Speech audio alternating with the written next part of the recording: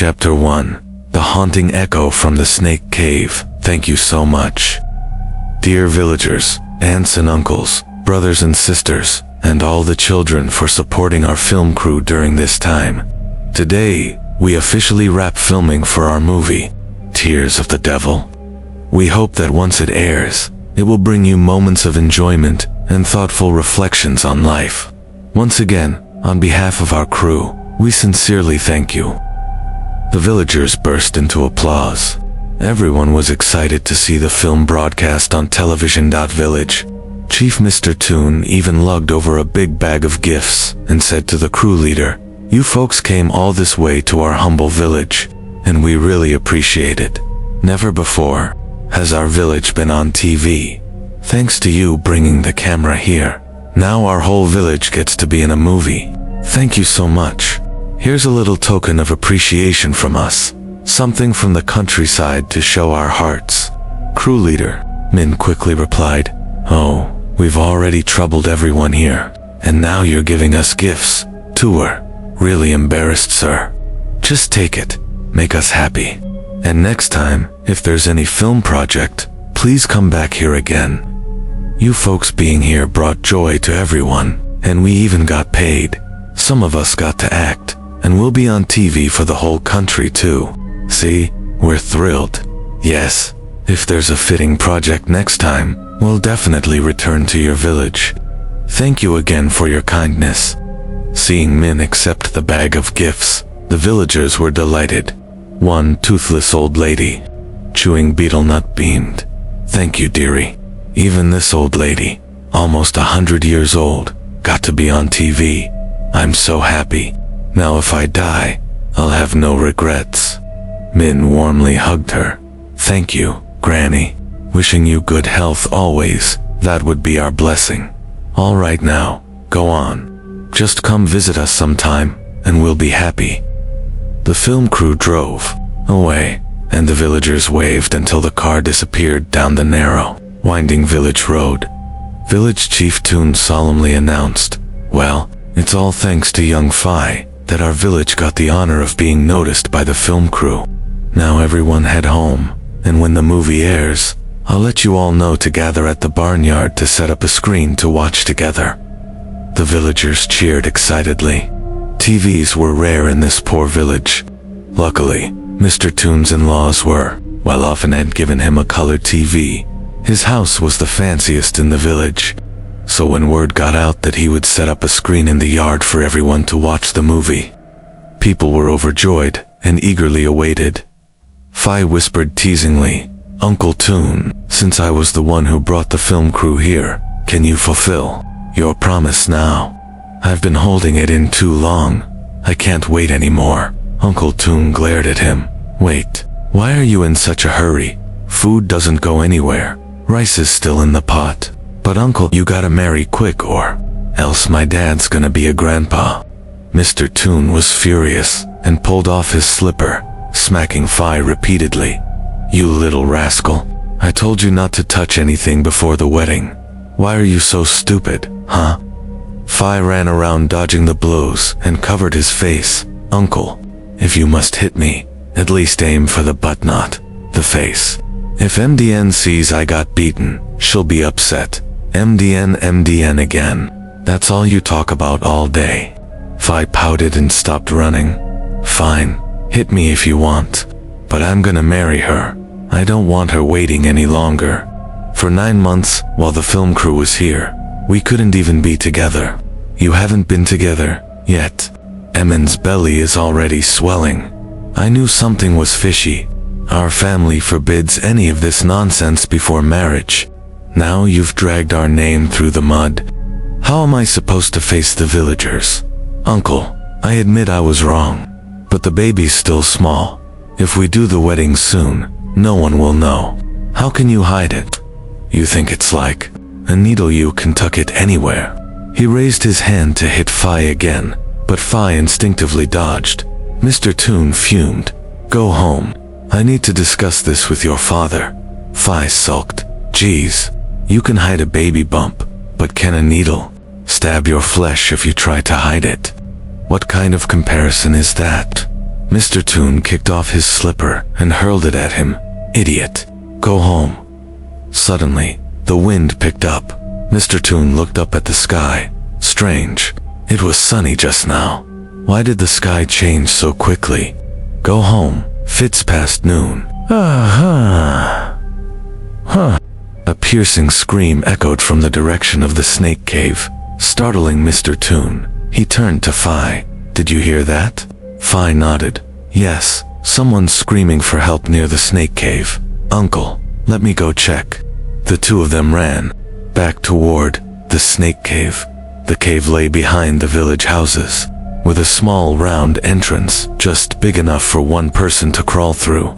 People used to say they saw a large golden-scaled snake crawl into that cave, hence the name. The area was overgrown, rocky, and rarely visited except recently. Since the film crew used it for shooting scenes, they reached the cave but found nothing unusual. They shouted and searched the area, but found nothing strange. After a while, they urged each other to head back. That evening, after finishing dinner, Mr. Toon grabbed his fan and bamboo water pipe, then headed straight to Mr. T's house. Mr. T and his wife were sitting outside, enjoying the breeze. His wife was even sitting on his lap while he played with her hair. Mr. Toon scowled at the sight. At your age, still being all lovey-dovey-no, wonder the kids turn out spoiled. Mr. Toon quickly stood up. Oh, elder brother, you've come to my house. Well, if I'm not here to see you, am I just standing here for fun? What kind of question is that? Mr. Toon stepped into the house and sat down on the salon chair, his face stern. Where's Phi, your son? Mr. Toon replied. Oh, you're looking for him. He went out earlier this evening to hang out with his friends. You see, I told you and your wife to keep a closer eye on him, but no one listened. Has he said anything to you yet? The couple looked concerned. What's the matter, brother? You're worrying us. Today he told me that MDN is pregnant. The husband and wife looked at each other, then at Mr. Toon. Really? She's pregnant? With who? Well, who else? Why don't you ask your son? Mr. Toon quickly caught on and slapped his thigh. Oh damn, we're screwed. It's Phi, dear God. It's Phi. Yeah, so what are you two going to do now? Mrs. Than sighed. Well, we'll have to let them marry. What else can we do? It's already happened. You say that so casually. What about my reputation? I'm the village chief, and now my nephew's getting married after already knocking her up. The whole village will laugh us off. Please, calm down, sir. But what do you suggest we do? They've already slept together. I never liked that girl MDN to begin with. She's all skin and bones, always running her mouth. She'll never be fit to manage our family affairs. And that mole by her lip looks indecent as hell. Like some seductress from an opera. Girls like her only bring disgrace. Mark my words, if she doesn't cheat, she'll be trouble. But brother, that's harsh. She may be loud and bold, but she works hard, doesn't rely on anyone, and is always respectful. Honestly, not many girls in this village are like her. I don't care about the others. A daughter-in-law of our clan must have class. You're defending her too much. Watch out. She'll be bossing you around one day. But they've already been intimate, and she's carrying his child. Our grandchild, no less. In the old days, girls like that would have had their heads shaved, marked with lime, and floated down the river. Forget about marriage. At that moment, Phi walked in and overheard the last part. Uncle, what's this about floating someone down the river? I'm talking about shaving Emma's head and floating her down the river. Phi shouted. What? That's murder, uncle. She's pregnant with my child. If you do that, you're killing your own flesh and blood. Mr. Tura grabbed his bamboo pipe and whacked Phi on the head. You've got some nerve. I told you to get a job and earn money to marry a wife, not bring a whole baby home to me. I screwed up, Dad. But didn't you and Mom get married at 17? I'm already 19. Yeah, you're a real pro now. Now sit down and let your uncle talk. Mr. Toon continued. Honestly, I don't approve of MDN, but now that she's pregnant, we'll have to marry her in. Still, her behavior needs to be disciplined from day one, or else she'll turn this house upside down. Phi scratched his head. Upside down like how? Uncle, Mr. Tool smacked him again. Shut up. When grown-ups are talking, kids like you shouldn't interrupt. That's what it means to turn the house upside down. Phi pouted but kept quiet. Mr. Toon resumed. Our tradition says, if a bride is already pregnant before crossing the threshold, the family will fall into ruin. Nothing will prosper. Yes, so what should we do, brother? We'll still marry her, but forget about formal ceremonies. She comes to our house on her own. No procession, no offerings. When she arrives, she must enter through the back door, not the front, and she's forbidden to light incense at the family altar. Phi protested. But uncle, our house only has one door. Where's she supposed to go in? That's her problem. She must not step through the front. If she does, who's going to shoulder the bad luck for our clan? Phi wanted to argue, but held back. He knew the final say belonged to Uncle Toon, being the clan head and childless himself. Uncle Toon had already designated Phi as heir, so his word was law. Fine, Phi muttered. If she can't go through the door, we'll climb in through the roof. We're used to climbing hills together. A rooftop's nothing. I forbid it, Mr. Toon snapped. You are not to help her. Let her understand the rules of this household. Phi, go. Tell Emin's parents I'll be coming to talk. Yes, uncle. MDN already told me they're waiting for you. Good, then it's settled. Tomorrow, I'll visit Old Man Ma to choose an auspicious date. I'll let you know afterward. Mr. Toon picked up his bamboo pipe. Phi immediately struck a match for him. He took a long pull, blew out a thick swirl of smoke that slowly faded. Then he stood up and quietly headed home. The next morning, Mr. Toon went to see Old Man Ma, hoping he could help choose a good wedding date. He arrived early, but Old Man Ma wasn't home. Disappointed, he wandered back. By mid-morning, Ma was still gone. After lunch, Mr. Toon hurried over again and finally saw the house was open. Old Man Ma came out to greet him from the yard. Well now, what a pleasant surprise, our village chief himself, coming to visit. No wonder I heard the magpies chirping early this morning. Must be a distinguished guest. Toon replied, I came to ask for your help with something, sir. I've been by 3 or 4 times, but you were out, so I didn't want to trouble you too much. Ma invited him inside, poured some tea, and asked, I had a ritual to attend this morning at Aunt Moy's place, so I left early. What brings you here today? Well, my family has a wedding coming up for my nephew Phi. I was hoping you could help me pick a lucky day to go visit the bride's family for the engagement. Old Man Ma pulled out an old book and put on his reading glasses. He began flipping through it. This month is actually quite auspicious. Good for weddings. Just give me the bride's birth year. She's a Quar SSU, Toon said. Born in the 12th month, on the 15th day. A girl born on the full moon, Ma muttered. Then we'd better look very carefully, or else we might stir up trouble once she passes through the door. You're right, sir. That's why I came to seek your wisdom. Old Man Ma opened another ancient book from his cabinet. As he flipped through it, he suddenly froze. His hand stopped mid-page. He stared out the door and asked, Mr. Village Chief, do you hear anything strange? Toon strained his ears. Aside from the cicadas humming in the summer heat, he heard nothing. No, sir, I don't hear anything strange. Old Man Ma stood up and walked to the yard, gazing out toward the direction of the snake cave. Strange. I could have sworn I heard a scream, someone crying out in pain from the snake cave area. I wonder if it's a sign of something. Toon looked nervous. What's making you uneasy, sir? I heard a scream from over there, I'm sure of it. And suddenly I feel hot inside. like my chest is burning. I just hope I imagined it. Toon chuckled lightly. I didn't hear anything, sir. But funny enough, yesterday around this time, Phi and I heard something too. We went to check, but found nothing. I think it was just around this hour. Old Man Ma checked the clock. It was exactly 12:17.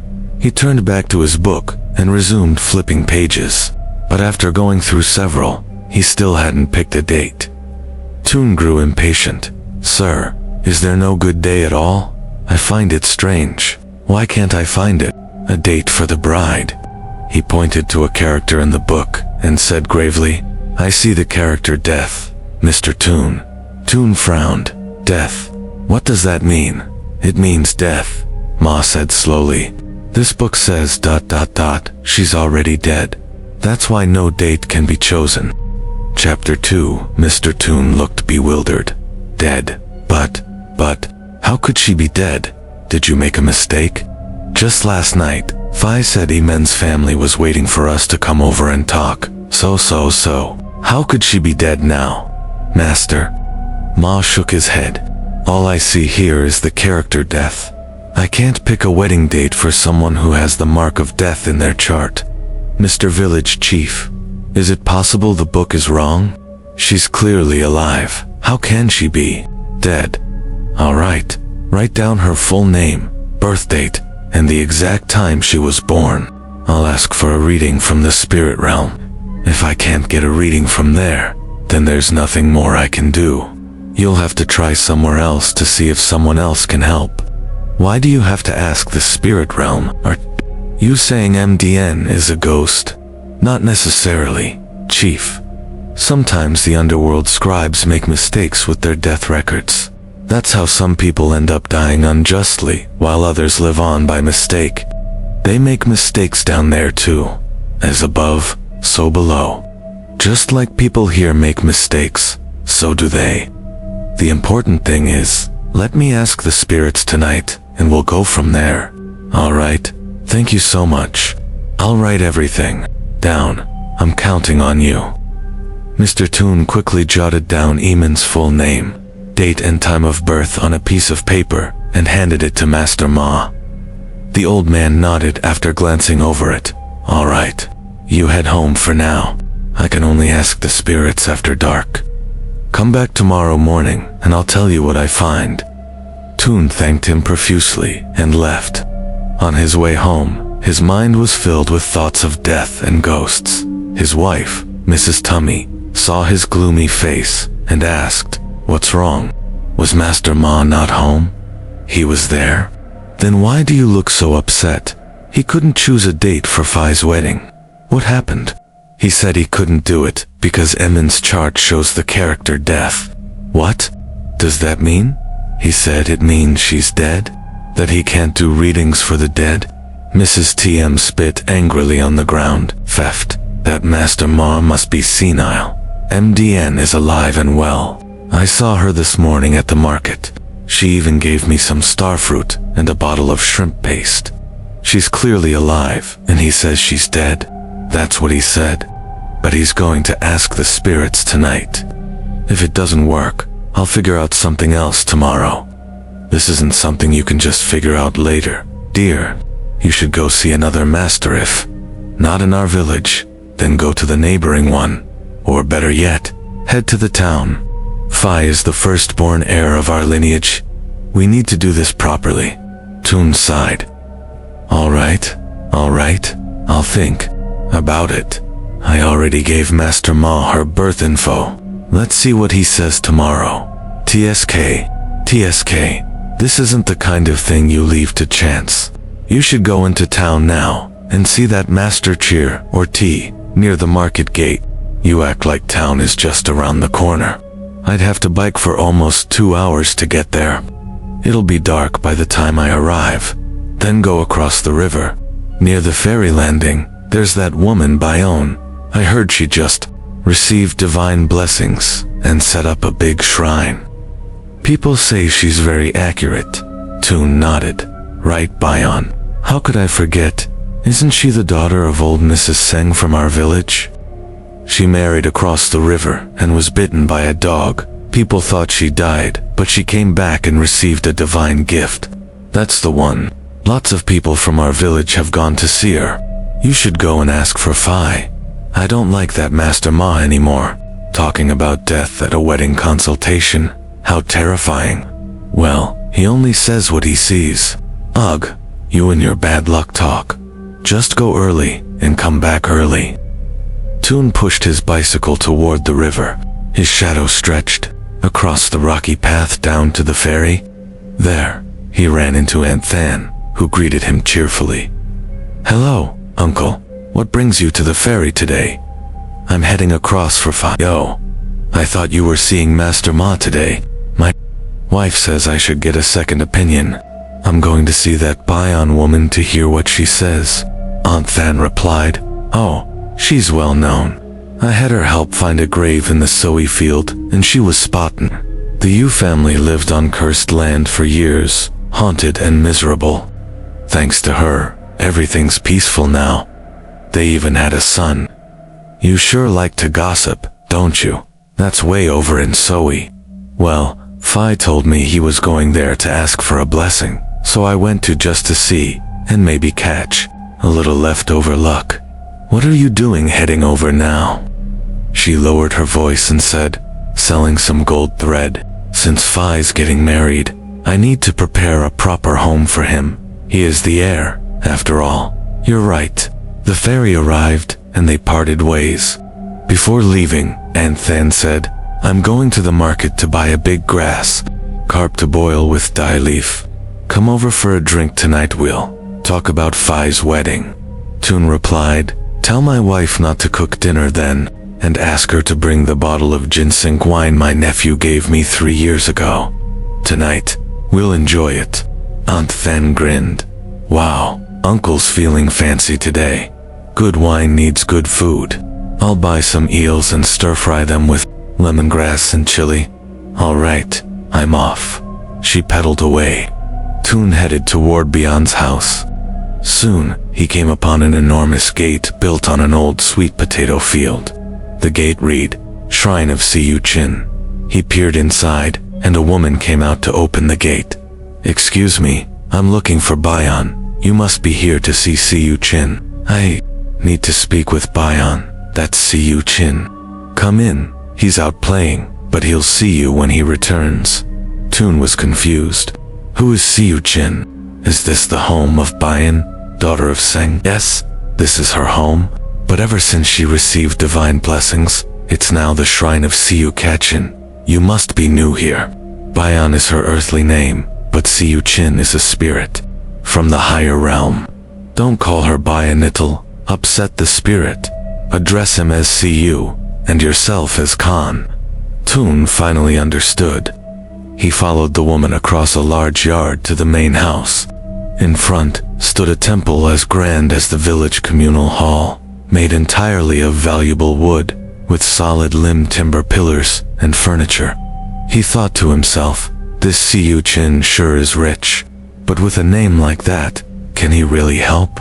The woman led him to another room filled with snacks, candy, and children's toys.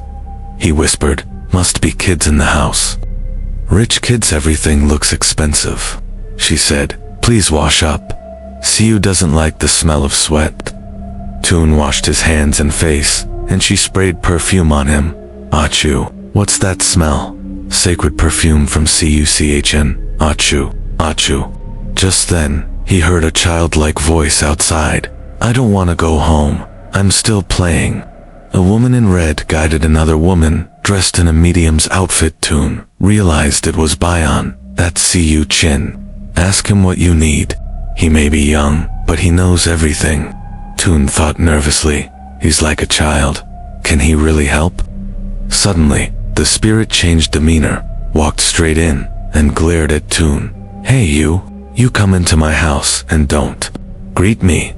Where are your manners? Toon quickly bowed. D. Khan greets Siyu Chin. G. Satisfied, Siyu Chin sat down, cheeks puffed with candy. Sit down already. My neck's getting tired looking up at you. Toon sat. The spirit said, If you don't believe me, why are you here? I need your help, see you. Wait. Toon. Froze. I need to pee. Wait here. The spirit skipped off, the woman in red following closely. Toon asked the other woman, "Is Siyu always like this?" She replied, "No. Siyu said he'd meet with the village chief from across the river today. We turned away all other visitors. Siyu told me to wait for a man in a gray-blue trench coat that'd be you. He knew I was coming.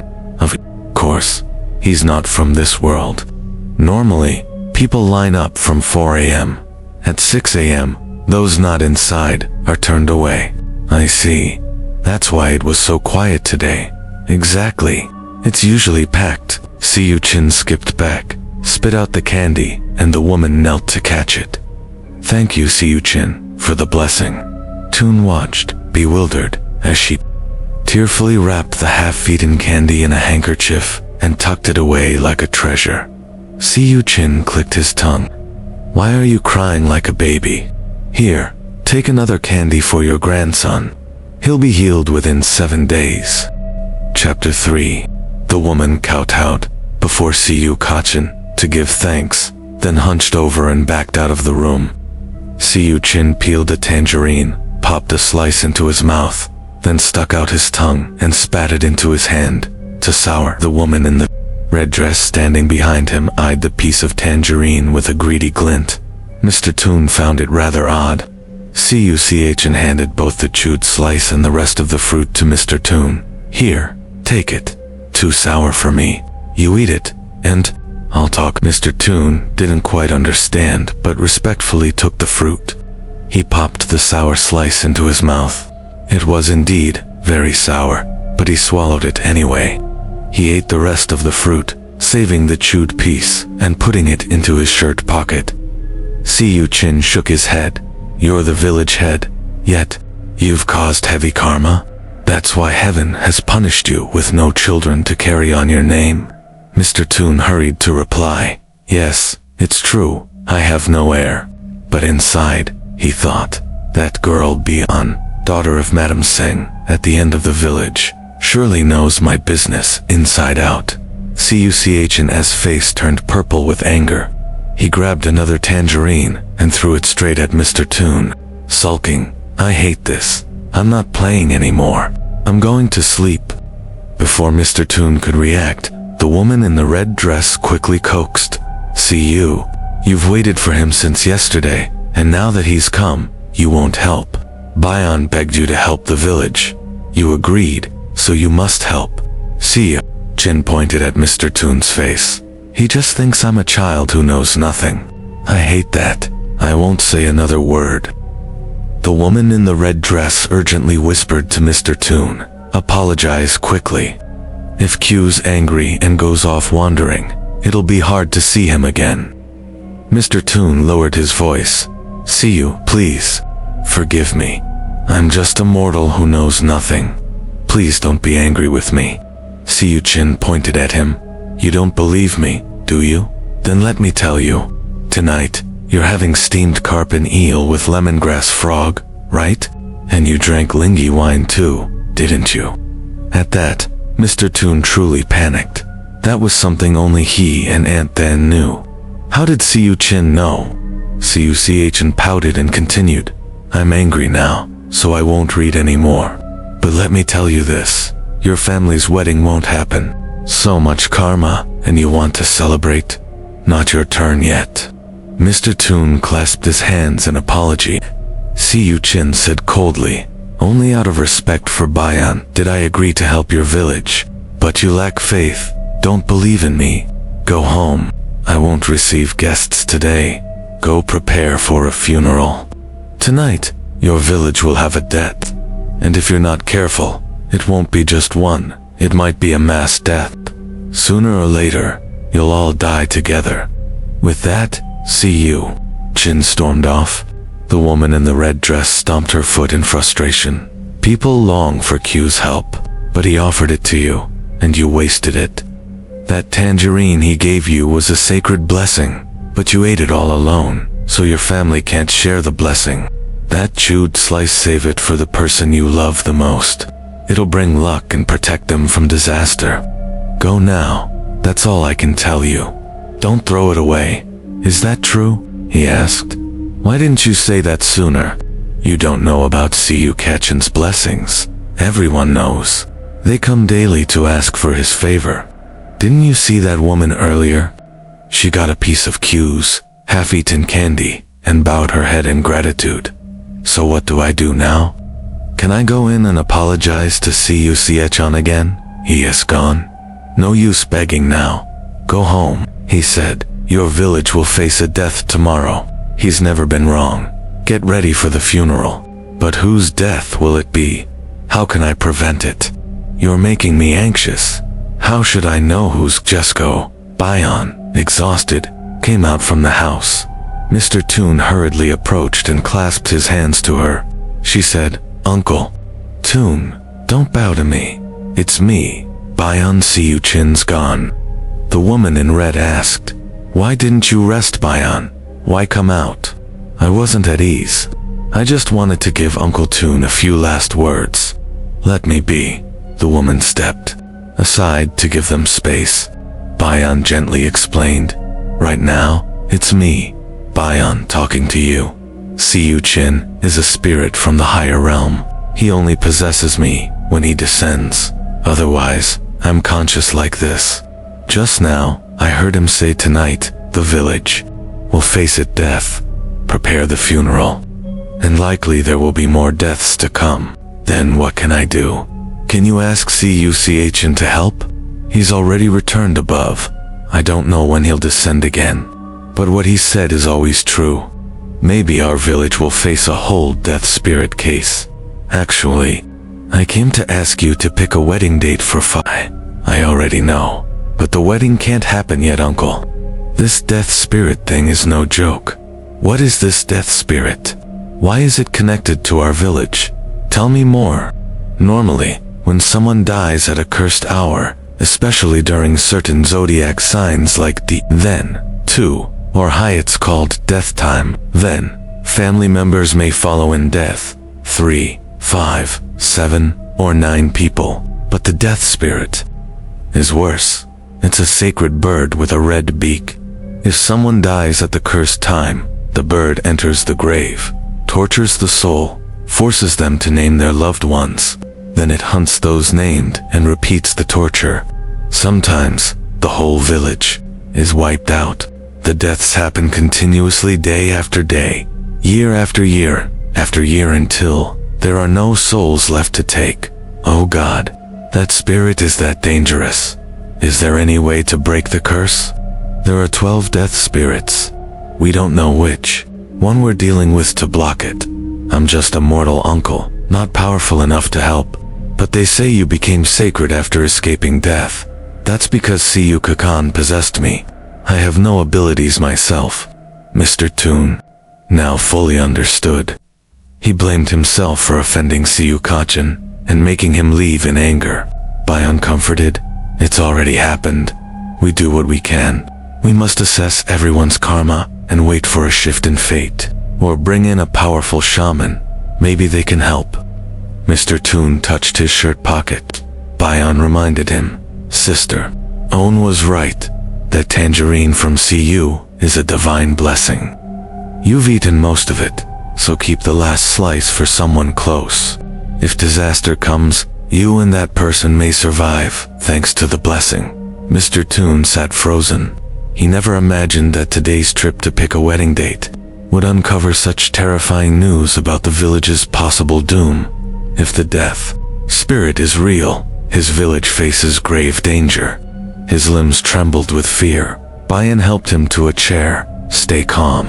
Siyu Chin chose you to receive the blessing. That means you might be the one to save everyone. I believe Siyu has a reason. So, can I go find a strong shaman to help? Or must I wait for Sujin again? You can. A strong shaman might be able to help. How long until Siyu Siechan descends again? Usually in a day or 2. But if he's angry, it might be 5 to 7 days, or even a month. I don't know exactly. He never gives notice. Mr. Toon parted from Bayan and pedaled home. When he'd crossed the river earlier, he was light-hearted. Now, he carried the weight of dread. He arrived to find the gate locked. He knew Madame TM must be at Uncle 2's house. He washed up, then biked to Uncle 2's, carrying the chewed tangerine slice. He couldn't stop thinking about Bayan's warning. This was his only protective charm. Madame TM saw his strange expression and asked, "What's wrong, Heatstroke? You look awful." He didn't reply, only asked, "Where's Tu? I need to talk to him." Uncle T came in. "Yes, what is it, brother? Where's Phi?" He went to MGN's to bring her a carp to make porridge. She's pregnant, and that's good for the baby. MGN always, MDN. Aunt Than heard the anger and came in quickly. "What's wrong, big brother? Please calm down and tell us." "Sorry, I lost my temper." Madame TM raised her voice. "Why are you so grumpy? What did the fortune teller say?